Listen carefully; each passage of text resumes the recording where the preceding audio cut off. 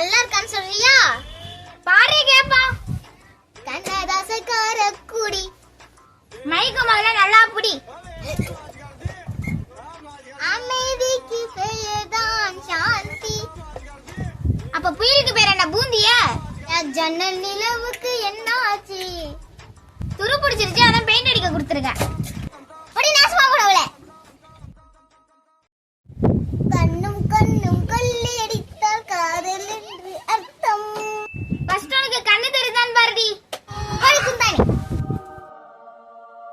அப்படியே கழுத்து திரும்பிட்டு போக பாரு சனி மூளைக்கு.